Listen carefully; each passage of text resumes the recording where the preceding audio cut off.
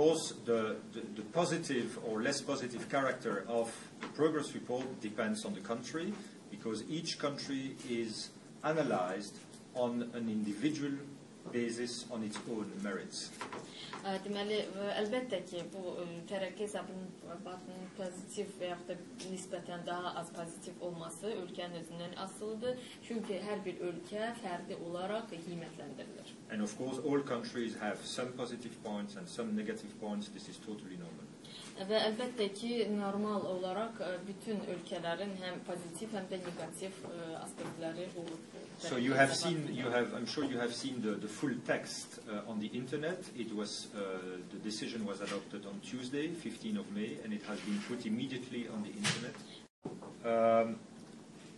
Let me take first the positive points and then the points that still need to be worked on. Birinci pozitiv məqamlara toxunacağam, sonra işləməsi lazım olan məsələlər haqqında danışacağam. So the European Commission in Brussels has analyzed the situation of Azerbaijan last year and has decided that on the basis of the action plan, these are the positive points.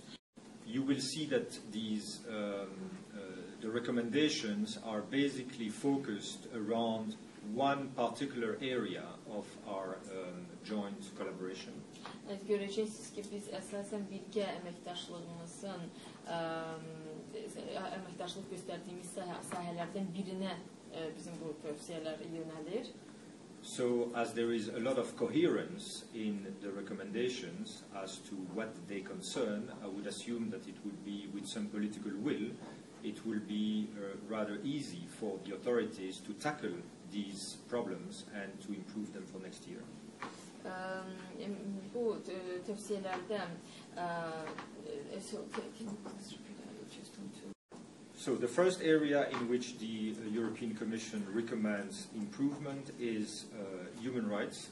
Deməli, Avropa Komissiyasının tövsiyə etdiyi sahələrdən biri, yəni təkmilləşdirilməsi lazım olan sahələrdən biri insan hüquqlarıdır. The political reforms towards democratization. Deməli, demokratikləşməyə doğru siyasi islahatların aparılması. The independence of the judiciary system. Deməli, ədliyyə sisteminin müstəqilliyi. A second area is the demolitions and evictions. Evlərin sökülməsi. Evlərin sökülməsi. Evlərin sökülməsi.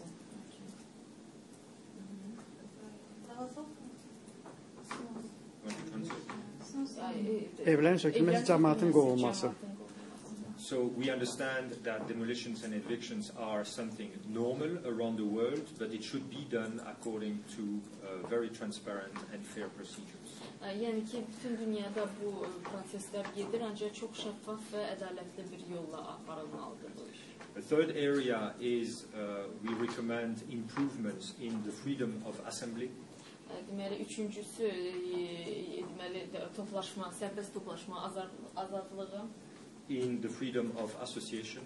Asosiasiya bağlamaq azadlığı. And also improvements in the overall environment for media freedom. Və deməli, media azadlığı üçün ümumi mühitin yaxşılaşdırılması. This is notably linked to the law on defamation.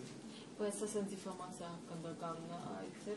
We would like to see an environment which is more conducive for people to be not to be afraid to express themselves. Yəni ki, biz istəyərdik mühit elə olsun ki, insanlar özlərini ifadə etməyə qorxmasınlar.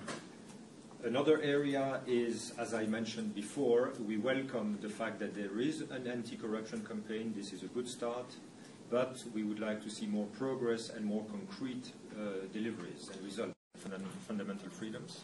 Komissar Füle insan hüquqları və fundamental azadlıqların qorunması sahəsində çox böyük öhdəlik götürübdür. And he wants to do as much as possible, and he's notably very convinced that we need to support civil society more and more.